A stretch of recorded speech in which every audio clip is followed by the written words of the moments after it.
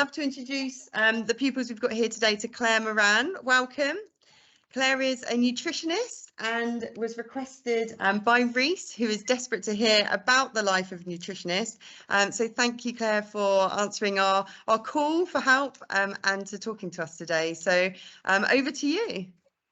Lovely. Thank you so much. Thank you for having me. Yeah, I'm a registered nutritionist and I've worked in the food industry and also kind of privately with different clients for over 20 years. So yeah, food is my thing, always has been. I'm a real foodie. So yeah, really excited to hear kind of what questions, if I can help in any way that you have. That's great. Thanks, Clare. And actually, because it's lunchtime, a bit of a lunch and learn, we do have snacks that we provide for the students. But today, rather than all biscuits, I've gone grapes as well. So we're being very healthy, aren't we? Yeah. So seeing as Reese requested this, we will go straight to him with his first question. What degrees do you have and need? Yes, really good question, brilliantly. And so I have, my first degree is in food science and nutrition. And so that is an undergrad science degree. And usually you need at least one science A-level. It's usually biology. Some places also need chemistry, not all of them. I didn't do chemistry A-level. It depends what course you do. But being a registered nutritionist, the kind of professional body, if you like, the people that actually kind of govern the work that I do, they specify what course you need to do at university. So I think on the slides that I've given you, I think the one that it says, you know, what does a nutritionist do? I've given you the link to the Association for Nutrition, and they list all the degree courses that they actually show are accredited courses where at the end of it, you become a registered nutritionist. So that's really, really important because there's loads of degrees out there, as you've probably seen. And so it's looking for ones that actually are accredited by the Association for Nutrition. I also have, since then, I've gone back to university and I have a master's degree in applied human nutrition, just for the fun of it. So yeah, that's me. Thank you. And actually, when we look at pathways, we look at university courses, but we also look at apprenticeships. But I've never seen a degree apprenticeship in nutrition. Is there one in the pipeline, or? Not that I know of. I think the main kind of basis for that is that you need that kind of science underpinning. So they're looking for the pathway of A-levels and a degree. But for some courses, if you haven't done science A-level, then there is a way to do a foundation year, and they might actually offer a foundation that then gets you through to doing the kind of practical work of a nutritionist. But as far as I'm aware, there isn't kind of an apprenticeship. Oh, thanks for clarifying that. And over to Ellie, who has a question. What do you do like on an average day? Lovely. So kind of a day in the life. And I think one of the things that I love about being a nutritionist is it's so varied. There's so many different areas that you can work in. So you can work in the food industry. So part of my role, I actually consult with food companies. I give them advice when they're developing products. I might actually be in a lab actually making food products with them, helping them understand the nutritional impact of the ingredients they're using. I might have a day working in public health where we might put together some information, you know, supporting people kind of make different kind of choices with their diet. And then also I might work one-to-one with someone. So actually do, I actually refer to it as almost like a counselling session. So we sit and we kind of work out what is it about food and nutrition that they want to know that would help them in their life. So there's so many different areas. Oh, and also there's the animal side of things. I'm not trained in that, but I think it's really exciting for people that are interested in maybe looking at veterinary science, but there's also this route of being a nutritionist, but in the animal world as well. Wow, yeah, there's so many different areas, isn't it? Which I was going to go to Chloe, but I'm going to ping back to Reese because he's got a question around that actually. Reese, okay. What's your, yeah, That that one. Oh, What is the difference between a normal nutritionist and a sports nutritionist? Yes, wonderful. So, and the slide that I've got there, can we do the one that says the 3 different types of nutritionist or dietitian as well? Have you got that one so people can see that?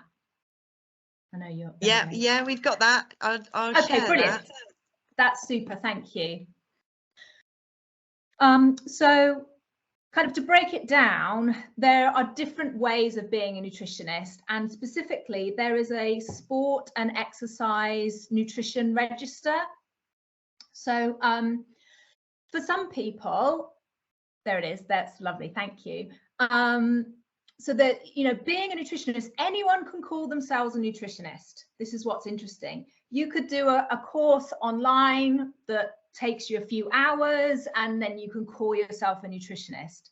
So it's not a protected role, it's not a protected title, unlike dietitian. So you might meet a dietitian in a hospital setting. So they work with patients that maybe have had a medical condition and they need kind of a very specialized clinical therapeutic diet.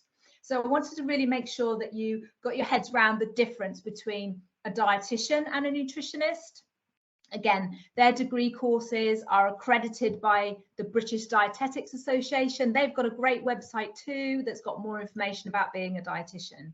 So that is different to being a nutritionist, where we work mostly with generally people that want to make changes to their diet to kind of feel better for their well-being. They also might work in sports as well. So they would have done a very specific sports and exercise science degree, and then they can go on the sport and exercise nutrition register. And the Association for Nutrition has a great website that will kind of show you the difference then. So I wouldn't work with someone specifically in sport. Although I did a part of that for my degree, I didn't specialize in that. So, and that is different from a nutritional therapist. So again, there's another role there, that it's more kind of complementary medicine. They might look at herbalism, which again is different from a registered nutritionist. So you can see how sometimes it can be a bit difficult to kind of navigate kind of all these different titles. But in essence, there are these 3 kind of main roles when you look at nutrition and dietetics. I hope that helps. Thank you. Yeah, that was really, really interesting, actually. Reese would quite like to be a sports nutritionist. So Yes. What skills would you recommend that he develops to go into that? Yeah, no, it's great. And I think a sport, and even if you're not working with like elite athletes, I think as the general public, we like to kind of know what foods are going to fuel our workouts, and you know, if people are looking to build muscle, all that kind of stuff. So it's really fascinating. I think just keep that grounding in your science subjects that you're doing at school already. And I would probably focus on the biology, because you're going to get to understand how the human body works. That's really important. Do you do kind of food tech, a GCSE where in your trust? Yeah. Are you taking that? Yeah. Okay. So although, you know, it's a great course, I did the equivalent of food tech. It's not essential. I think, you know, if you have a passion for food, that really, really helps, because as much as we love the science side of food, it is also the social side of, you know, where we're all eating, we're all, you know, going to birthday parties, you know, it's not just about following a strict diet. So it was interesting what you said about having grapes, you know, and let's have the biscuits too as well. I think Reese has just sighed a big sigh of relief, because it's his birthday today, and I think, well, what cake are you hoping for? Yay! Oh, so you can eat it without feeling guilty, okay? Yeah. It's all in the balance. Absolutely. Brilliant. So over to Chloe. Do you work with the NHS or private hospital? Wonderful. Yes, really glad you asked that question. Dietitians and registered nutritionists are the 2 groups that work in the NHS. So yes, a dietitian would mostly work with the NHS. I have done some work for them, some very specific projects. I worked on a project to develop a program for young people, actually, to help prevent eating disorders. So we know that we often have a really complicated relationship with food. And so we looked at ways to kind of communicate exactly what we're talking about, that food is fun and social just as much as it is about kind of energy and what we need. And that was through the NHS. So registered dietitians and registered nutritionists do work in the NHS, not so much the nutritional, the therapist and the more kind of alternative ways of looking at nutrition. If you're really interested in that clinical side, so being in a hospital environment, let's say someone's had a kidney transplant or a liver transplant, or they're going through cancer treatment, they would work with the NHS dietitian who would help them manage that situation for them. Whereas a nutritionist, we might work alongside a dietitian, but their expertise is more clinical. Does that make sense? Yeah, makes sense. Yeah, got lots of nodding. Oh, I think Ellie's got a question to follow on from that. Yeah. I have a friend, she's gluten-free, so would you work with people who have special dietary requirements? Yeah, absolutely. And that is a lot of what I do, actually, working one-to-one with people, in that maybe they are celiac, they've actually had the blood test to show that they can't process and digest gluten. So, it's helping people what foods already don't have gluten in them, so you don't have to now go and only buy things that are saying they're gluten-free, so all rice products. So it's helping people understand the impact for them. That's different, I guess, to someone who feels they have an intolerance or a sensitivity, so I kind of work with people on that as well. Thank you. When we were looking at, we use Career Pilot here as the career planning tool for the pupils. Okay. And we were having a look, weren't we, before we started the call with you. And it was quite good to see that the jobs are predicted to grow by 2025 by 5.7%. So quite a high percentage. And we just wondered, are you seeing that? Are you seeing that growth and that need for nutritionists? Yeah, I think as the like we've been talking about, the role is so varied. I think the one thing that I always support clients with is really understanding why they're going to see a nutritionist. So, if you can get support with an NHS dietitian, go through that route first. But because nutritionists and as a science is always growing, we see things in the newspapers all the time. Some things are really misleading, actually, and aren't helpful. You might just see a headline and there's a lot of kind of misinformation that goes out there. So I think nutritionists are trained and have the expertise to help people understand what is real, if that makes sense. Yeah, that's great. Thank you. And Ellie, I think you had another question. Why did you want to be a nutritionist? Like, did you ever think that you wanted to go into something else and then it was like a last minute change, or was it your plan from the beginning? Yeah, I think, I've always loved food. I think that's where it kind of started for me. I've always been cooking, making a mess in the kitchen, and really just enjoying eating food as well. That's really important. So yeah, I've been one of those people that have always wanted to do that. And also I think things are different now as well. When I was doing my degree, there wasn't as many options as there are now. So I feel like for young people, as you're just getting to know and experiment with different roles, we know that there may be different jobs that you do, and the path that you take isn't one set path. I'm sure there are different avenues that you can go down. So Chloe was explaining, weren't you, Chloe, that actually, although you're really interested to know about a nutritionist, her first goal is to become an actor. Is that right? Okay, cool. So we were looking again at Career Pilot, and it said that sometimes nutritionists, they have to run workshops and do presentations. So we wondered if the acting skills that Chloe is developing, would they benefit a nutritionist if she decides to go into that in the end in the future? Yeah, absolutely. I mean, I did drama at school as well. I think there's a big part of communicating, of being able to listen and connect with people, So all of those skills are really transferable to nutrition, absolutely. And yeah, I might do a presentation to, you know, hundreds of people, or I might be working one-to-one with someone. It might be in the room, it might be like this through an online vehicle as well. So all of those skills to be able to communicate, actually slow down. I also talk really fast, I know that. So yeah, I'm sure you're going to be, you know, even better than me at this. Does that sound good? You never know, you might change your plans, maybe not. Oh, and actually, just something else on that, I'm actually working on a project at the moment where, again, it's looking at research for disordered eating and eating disorders, but we're working with a playwright. They're actually writing a play to help communicate our relationship with food and why it's so important to have more of an intuitive, relaxed approach to food. So yeah, I mean, anything goes, I think.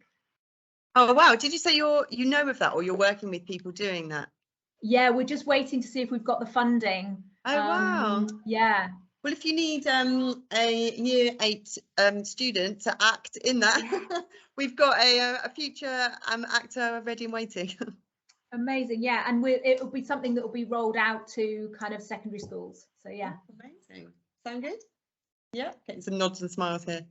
So what would your kind of top tips be then for, because you know, now employers, you know, they're looking for experience, they're looking for students that have gone the extra mile with their research or their opportunities they've grabbed. So what would your suggestions be for someone so that when they kind of are ready to apply either for the degree or a job, that they stand out from the crowd? Yeah, that's really difficult, isn't it? I feel that sense of, you know, it feels really competitive.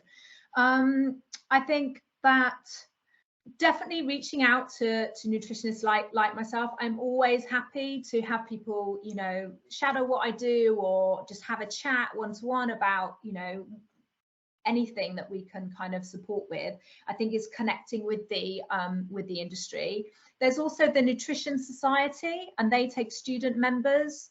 So it's free, so don't, you know, you can just sign up to join the Nutrition Society. It's really looking, from my point of view, at the evidence base behind nutrition. So trying to build that critical awareness. So if you're reading a newspaper article or, you know, you're reading the headlines, critically understanding, is that actually what nutrition is about? So, you know, starting to develop that awareness that, you know, that healthy eating actually does boil down to a lot that we already know. It's about your fruits and vegetables. It's about having, you know, fish twice a week and oily fish. So it's just staying grounded in that scientific information and reading around that subject if that's the kind of thing that you like to do. Thank you. I think we've got time for one final question. Yeah, do you want to? Do you work in our office, or do you get to work in the comfort of your own home? Yeah, it's been really interesting. What with COVID, you know, most of my work was outside of the home, and then as people got more and more comfortable working on Zoom and online like this, it has become I'm at home right now. So which has pros and cons. I mean, there is something nice about going out to work and, you know, meeting other people and working together with other people. Equally, having those days at home kind of works. As a profession, I think it's really, really flexible. You know, you don't have to work for yourself. You can, you know, go into industry and work in an office environment if that's what you wanted to do. So thank you. So just to conclude then, if someone is listening to this recording and they're thinking, oh, you know, that sparked an interest, it involves the sciences, which I love, and I also love food, and it all kind of comes together, this could be a good career path for them, and they wanted to know more about what you're doing and what you do, what would be the best way for them? Do you have a website or? Yeah, my website, claremorannutrition.com. And I would definitely go back to that associationfornutrition.org, that website. There's loads of information on there about all the different roles in nutrition. More than happy to take an email from anyone or have a chat. You know, work experience, we kind of touched on that briefly, and I'm sure you get to do work experience through school, but definitely might be able to help with some contacts to help with work experience. That's brilliant. Thank you so much. So from everyone at Kingsbury Green Academy, a huge thank you. Thank you. And we'll be putting this on our kgacareers.com website so that our other students can watch it as well. So thank you very, very much. No, lovely to meet you all. Thank you so much.